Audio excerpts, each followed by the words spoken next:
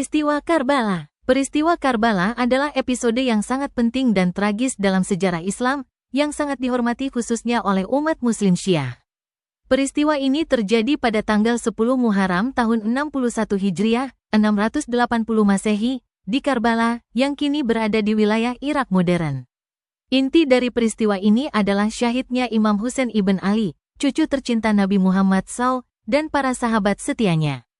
Peristiwa ini menjadi kesaksian abadi tentang keadilan, pengorbanan, dan perlawanan gigih terhadap tirani. Konteks sejarah menuju Karbala. Untuk sepenuhnya memahami besarnya peristiwa Karbala, penting untuk memahami lanskap politik yang muncul setelah wafatnya Nabi Muhammad SAW. Setelah wafatnya Nabi, pertanyaan mengenai kepemimpinan dalam komunitas Muslim, khilafah, menjadi sumber perselisihan yang signifikan. Seiring waktu, dinasti Umayyah naik ke tampuk kekuasaan, dengan Muawiyah ibn Abi Sufyan mendirikan pemerintahan turun-temurun. Ketika Muawiyah meninggal, putranya, Yazid ibn Muawiyah, naik menjadi khalifah. Pemerintahan Yazid secara luas dianggap tidak sah oleh banyak pihak, terutama oleh mereka yang percaya bahwa kepemimpinan harus tetap berada dalam keluarga Nabi dan didasarkan pada kesalehan, integritas moral, dan keadilan, bukan suksesi dinasti. Imam Husain, sebagai cucu Nabi dan sosok yang sangat dihormati dalam komunitas Muslim, dengan teguh menolak untuk menyatakan baiat, sumpah setia, kepada Yazid. Beliau memandang pemerintahan Yazid sebagai pemerintahan yang korup, tidak adil, dan penyimpangan dari prinsip-prinsip Islam yang sebenarnya. Perjalanan Imam Husain menuju Kufah. Imam Husain tinggal di Madinah ketika beliau mulai menerima banyak surat dan undangan dari penduduk Kufah, sebuah kota terkemuka di Irak. Surat-surat ini dengan tulus memohon beliau untuk datang dan memimpin mereka, menjanjikan dukungan penuh dan bersumpah untuk berdiri bersamanya melawan pemerintahan Yazid yang opresif. Mengakui keharusan untuk menegakkan keadilan dan menantang otoritas yang tidak sah, Imam Husain memutuskan untuk menanggapi permohonan mereka yang tulus. Sebelum keberangkatannya, banyak kerabat dan orang-orang yang peduli menasihatinya agar tidak melakukan perjalanan tersebut, mengkhawatirkan keselamatannya mengingat iklim politik yang bergejolak. Namun, Imam Husain merasa itu adalah kewajiban ilahinya untuk menghadapi ketidakadilan dan melestarikan esensi sejati Islam. Beliau berangkat dari Mekah bersama keluarganya, termasuk wanita dan anak-anak kecil, dan sekelompok kecil sahabat yang setia. Meskipun beliau sepenuhnya menyadari bahaya besar yang menanti di depan, beliau siap untuk melakukan pengorbanan tertinggi demi prinsip-prinsip yang beliau junjung tinggi. Pengkhianatan dan tipu daya Kufah. Ketika kafilah Imam Husain mendekati Kufah, situasi politik di dalam kota telah mengalami perubahan yang dramatis dan disayangkan. Gubernur Yazid yang ditunjuk, Ubaidullah ibn Ziyad, telah menerapkan langkah-langkah yang sangat keras dan brutal untuk menekan gerakan pro-Husain. Dia secara sistematis menangkap, memenjarakan, atau mengeksekusi banyak pendukung setia Imam Husain, termasuk Muslim ibn Aqil, sepupu Imam Husain sendiri, yang telah beliau kirim terlebih dahulu sebagai utusan untuk menilai situasi. Penduduk Kufah, yang diintimidasi oleh taktik kejam pasukan Umayyah, sebagian besar mengabaikan janji dukungan mereka kepada Imam Husain. Konfrontasi di Karbala. Pada tanggal 2 Muharram, kafilah Imam Husain dicegat oleh pasukan Umayyah yang besar di dekat tempat yang dikenal sebagai Karbala. Pasukan tersebut awalnya dipimpin oleh Hur ibn Yazid al-Tamimi, yang memblokir jalan Imam Husain. Kemudian, komando pasukan Umayyah diambil alih oleh Umar ibn Sa'd.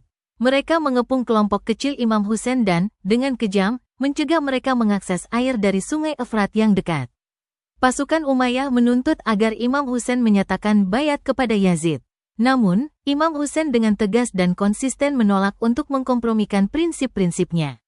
Beliau menawarkan beberapa alternatif untuk mengizinkan beliau kembali ke Madinah, atau membiarkan beliau pergi ke salah satu perbatasan Islam, atau bertemu langsung dengan Yazid untuk membahas masalah tersebut. Namun, tuntutan terakhir dan tidak dapat ditawar oleh para komandan Umayyah tetaplah baiatnya, sebuah tuntutan yang tidak akan pernah dipenuhi oleh Imam Husain. Pengepungan dan kesulitan yang tak tertahankan. Selama beberapa hari yang menyakitkan, Imam Husain dan para sahabatnya, termasuk para wanita dan anak-anak kecil yang rentan, menanggung kesulitan yang tak terbayangkan. Teriknya matahari gurun, dikombinasikan dengan penolakan air secara sengaja, sangat membebani mereka. Meskipun menderita luar biasa, Imam Husain menghabiskan hari-hari sulit ini dalam doa yang khusyuk, perenungan mendalam, dan memberikan dorongan yang tak tergoyahkan kepada para sahabatnya, terus-menerus mengingatkan mereka tentang tujuan mulia dari pendirian mereka. Pada tanggal 9 Muharram, hari yang dikenal sebagai Taswa, pasukan Umayyah secara signifikan meningkatkan persiapan mereka untuk pertempuran, membuat niat mereka untuk menyerang keesokan harinya menjadi sangat jelas. Imam Husain meminta jeda semalam untuk berdoa, yang diberikan. Beliau memanfaatkan malam terakhir ini untuk berdoa dan memberikan pilihan mutlak kepada para sahabatnya untuk pergi, meyakinkan mereka bahwa beliau akan membebaskan mereka dari sumpah setia mereka. Sungguh luar biasa, tidak seorang pun memilih untuk pergi, mereka semua memilih untuk tetap tinggal dan bertempur di sampingnya, menunjukkan kesetiaan dan pengabdian yang tak tertandingi. Hari Asyura, klimaks. Tanggal 10 Muharram, yang dikenal sebagai Asyura, dimulai dengan pasukan Umayyah yang perkasa, berjumlah ribuan, menghadapi kelompok kecil Imam Husain, yang terdiri dari sekitar 72 sahabat dan anggota keluarga yang setia. Imam Husain melakukan satu upaya terakhir untuk berunding dengan musuh, menyampaikan khotbah-khotbah yang kuat dan fasih tentang keadilan, kesucian hidup manusia, dan ketidakabsahan inheren dari pemerintahan Yazid. Namun, kata-kata kebenaran beliau tidak dihiraukan. Pertempuran pun dimulai. Meskipun kalah jumlah dan sangat lemah karena kehausan, para sahabat Imam Husain bertempur dengan keberanian luar biasa dan keteguhan hati yang tak tergoyahkan. Mereka mencontohkan tanpa pamrih, pengabdian yang mendalam, dan komitmen yang tak tergoyahkan kepada imam mereka. Satu persatu, mereka gugur sebagai syuhada, dengan gagah berani membela Imam Husain dan keluarganya yang dihormati. Di antara para syuhada yang paling terkemuka adalah Ali Akbar, putra tertua Imam Husain, yang sangat mirip dengan Nabi Muhammad SAW, Qasim ibn Hasan, putra muda Imam Hasan yang pemberani, dan Abbas ibn Ali, saudara tiri Imam Husain dan pembawa bendera yang gagah berani, yang melakukan upaya heroik untuk mengambil air bagi anak-anak yang kehausan tetapi akhirnya syahid di dekat sungai. Kesyahidan Imam Husain. Akhirnya, dengan hampir semua sahabat dan anggota keluarga tercintanya syahid, Imam Husain ditinggalkan sendirian di medan perang. Meskipun kesedihan yang mendalam, kelemahan fisik yang parah, dan luka-luka yang tak terhitung jumlahnya, beliau terus bertempur dengan tekad yang tak tertandingi.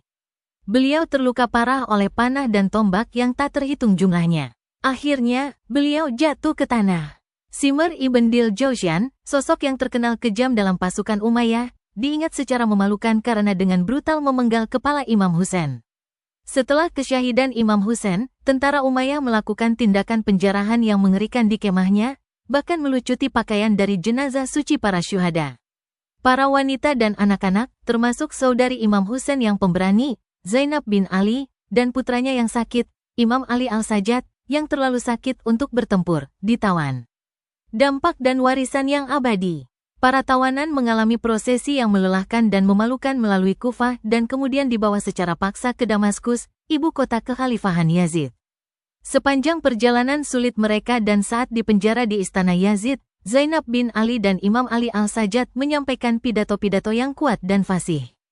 Orasi-orasi berani mereka mengungkap kekejaman dan ketidakadilan rezim Umayyah yang mendalam, memberitahu penduduk yang bingung tentang kebenaran mengerikan dari apa yang telah terjadi di Karbala. Kefasihan, ketahanan, dan keberanian mereka yang luar biasa memainkan peran yang sangat penting dalam melestarikan pesan Karbala dan memastikan ingatannya abadi. Peristiwa Karbala memiliki dampak yang sangat mendalam dan abadi dalam sejarah Islam. Ini semakin memperkuat perpecahan yang muncul antara Islam Sunni dan Syiah dan secara tak terhapuskan menjadi simbol utama perlawanan terhadap penindasan, tirani, dan ketidakadilan bagi umat Muslim Syiah di seluruh dunia. Peristiwa ini diperingati setiap tahun dengan kesungguhan yang mendalam dan penghormatan yang mendalam selama bulan Muharram, khususnya pada Asyura, melalui upacara berkabung, prosesi publik, dan pementasan dramatis, takziah di beberapa wilayah, untuk mengenang pengorbanan tak tertandingi yang dilakukan oleh Imam Husain dan para sahabat.